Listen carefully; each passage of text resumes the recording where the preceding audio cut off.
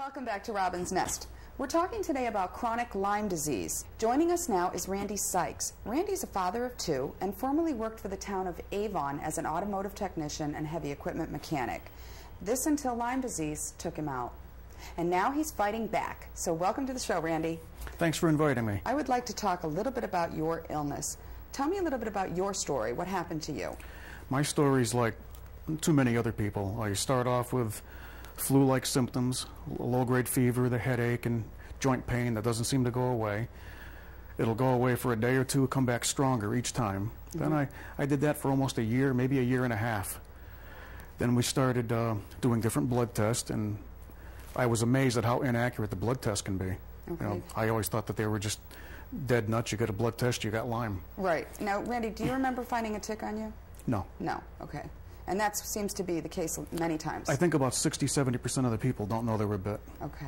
So then what happened? After about a year now, you're still not getting well. You had the blood tests? Yeah. One doctor said he realized the blood tests weren't accurate. He gave me what you read about in every paper today, 10 days treatment. He gave me 10 days treatment a few years back, and it worked for about a month or two. Okay, then I relapsed. Antibiotic treatment? Yeah. Okay. Then I relapsed, then they gave me 21 days about 2 months later. Okay. That lasted for about 3 or 4 months. Okay. Then I relapsed. Then they said, well, it can't be Lyme. You've been treated twice, so they gave me steroids. And that's called steroid disaster. That'll destroy your immune system if you have an active infection. That is a disaster. Yeah. Okay. And so, Randy, how are you feeling at this time? I mean, this is... A little bitter. A little? Yeah, I've lost my life, my job, my retirement. How has it affected your family? I guess, you know, it takes its toll. Okay. Everyone must be acutely aware of Lyme disease in your household. Yeah. Well, you met my daughter. She doesn't want to talk about it. Yeah. Beautiful girl. Beautiful girl. And your wife is absolutely lovely. Yeah, she's been supporting me big time on this. That's wonderful. And that's so important to have support, especially with chronic illness. How long has it been now? I've been on antibiotics for 2.5 years. Okay. And your progress? I've come quite a long way. I'd say a year and a half ago, I couldn't add. I could barely walk. Now, you had a lot of the cognitive dysfunction. Yeah, very and bad. That included memory loss. What else? Speech problems. I still get stuck in the middle of a sentence looking for a word, but that's quite a bit better.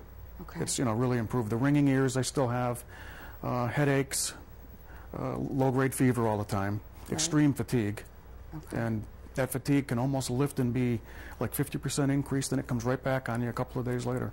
No kidding. So you just start to feel like you can get things done and then you're exhausted? No, you feel like you have a real bad case of the flu, but when you're sick with chronic Lyme, that feels good.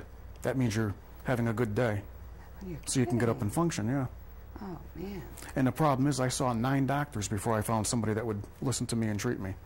They told me I had chronic fatigue, fibromyalgia, beginning stages of MS, beginning stages of leukemia, join a support group. All right. They're doing this to everybody. Join a support group. Yeah. And I imagine the frustration alone must have been nerve-wracking for you and your family. Yeah. Okay.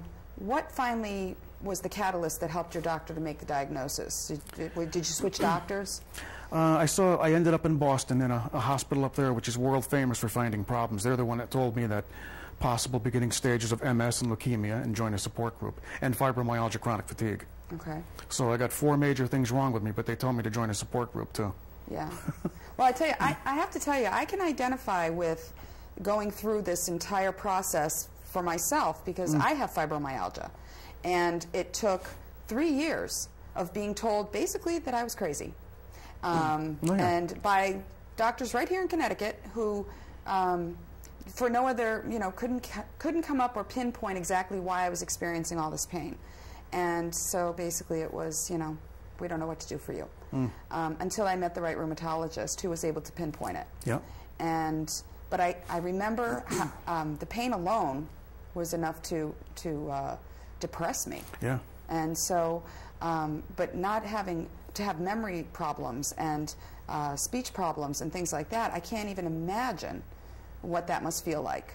Yeah. Well, I used to be very active in the community. We did fundraisers for the school system and helped out on a farm, volunteering time, you know, for them, doing a hayride, and always doing something, You know, it's taken me down to, I can't even work 20 hours a week, can't do anything really. And so do you still work for the town of Avon? No, I was terminated in November. And so are you disabled at this point? I mean, this is to say? I'm on a long-term disability, and I'm hoping, things will change. Okay. It seems like it's kind of in limbo right now. All right. So you shared with me earlier, too, that you felt like you reached a plateau in your progress with this disease. No great improvement in the last 6 or 8 months or so. Okay. But greatly improved since early on? Yeah. Okay. Okay. There's a big improvement over what I was. Right. When you can't walk more than, say, 20 or 30 steps, anything's better than that. Absolutely. Absolutely. Randy, what do you have to say to people who are concerned that they may not be getting treatment from their physician or being listened to by their physician? What do you say to those people? Be persistent. You have to understand that the blood tests are extremely inaccurate. I'd say they're probably 60% inaccurate anyway. So when you go to your doctor and he says, well, we did a Western blot, first they like to do the ELISA test, which is very inaccurate. Mm-hmm. And in fact, Dr. Leigner's done the ELISA test and the Western blot at the same time. The ELISA will come back negative, where the Western blot will pick up bacteria. So they're missing a lot of people following those guidelines.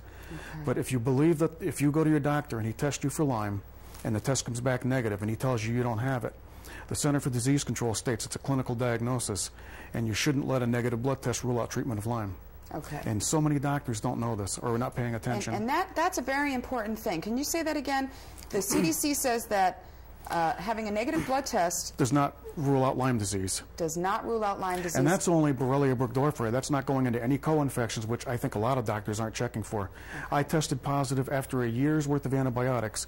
I tested positive for 2 strains of Bartonella, okay, which is something they discovered a few years ago.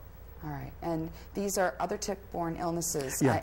I don't know everything about all of the different illnesses that ticks, but we are focusing on Lyme because obviously Lyme is a key diagnosis. Yeah. Okay. So you're saying then that you agree with Dr. Leigner about doing the antibiotic treatment regardless? I wouldn't be here today. In most cases. I'd be gone by now if I didn't have it. Okay. It hits some people a lot harder than others. I have, I'm retaining fluid because of possible damage to the heart. It invades anything it wants to. Okay. Randy, you have taken some very positive action. A lot of positive has come out of this tragedy for you. Tell me a little bit about your support group. Well, we started, a friend of mine, Chris Montes, and myself started the Greater Hartford Lyme Disease Support and Action Group. And the key word is action, because we do offer support to people, but we're also into the action. We had a meeting with Nancy Johnson. We've written to congressmen, senators. We've got a doctor coming into our support group. It's the 3rd Wednesday of the month. 3rd Wednesday of the month. And where? That's in the Farmington Unionville Senior Center in Unionville. Farmington Unionville Senior Center. And certainly if anyone is interested in joining the support group or getting more information, they can email you. Sure. And your email address is? Model T. 1918. At AOL.com. At AOL. So it's Model T 1918 at AOL.com. And they can write to you and you will send them back some information about what you've learned. Share any information we have. And certainly this is a free support group. Yep. Okay, so people can come down anytime, at no charge. Yep. So the action portion of it, I'm very interested in that.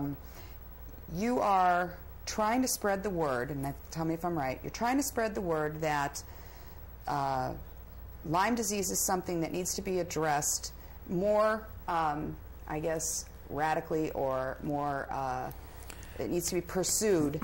Yeah.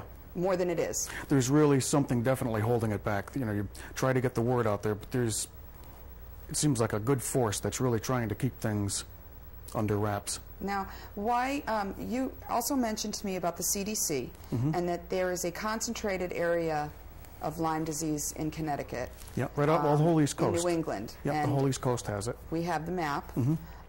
What does that say to you? That shows me that, the majority of cases, probably 70–80% of the cases are on the East Coast. Okay. And it's amazing to me that so many doctors don't even consider the fact that people have Lyme disease when they go to them. Okay. If you were in California, they still have cases out there, but Connecticut, Massachusetts, Rhode Island, New York, they're epidemic. They are epidemic. And for a doctor to not even consider Lyme disease. Okay. So then, my suggestion, as I was saying earlier, is, you as a person are in charge of your treatment. So patients need to tell their doctors that they want to pursue this. Yep. And if they've been sick and they're frustrated and they're not getting what they need out of their doctor, they need to pursue it and to maybe find a doctor who is interested in listening. Exactly. Okay. A doctor should listen to the patient. If you have a patient that comes to you that's been working for say 30, 40 years, and all of a sudden they can't work anymore. This isn't a psychological problem that they're just faking. Right. It's a legitimate illness. And I got to tell you that I think for women, it's much easier to feign some type of psychological disorder, because that was my experience, than to have an actual physical ailment. And so be persistent, and don't let the first door closing be the end of it for you, because certainly there is help available for a number of diseases besides Lyme. So Randy, what do you say to individuals who may be watching who are in need of some support and some help? That if you get treated with antibiotics, you may not be 100%, but you will get better. The main thing is, don't let it get out of control. You have to get treatment, find a competent doctor that will treat you if you suspect it is Lyme. Okay. And any disease in Connecticut, before a doctor can treat you for any disease, they basically have to rule out Lyme disease. Okay. Because Lyme disease, I'm not exactly sure of the terms, but it raises the testing results for MS. It'll, not to a positive, but it will raise it up. Lupus and MS, the tests are elevated if you have Lyme disease. Oh, no kidding. In fact, there's a woman in our support group who had MS for 12 years. 4 neurologists said MS. She went to a doctor in New Jersey, antibiotics, she's off the crutches. She's doing much better than I am. Really? Yeah. And that's just misdiagnoses. A little boy was going to have hip surgery. He was told he had arthritis. He had 2 positive tests. But test, it's got to be a false positive. They were going to do surgery on him. Antibiotics, he's doing fine today. No kidding. This isn't miracles, it's just good doctoring. Unbelievable. Randy, thank you so much for sharing this with Thanks us for today. inviting me. And certainly for more information, you can go to the Lyme Disease Foundation website at www.lyme.org, or you can visit our website at www.robinsnest.com, where we're here to help you raise your precious gift, your child. We'll see you next time.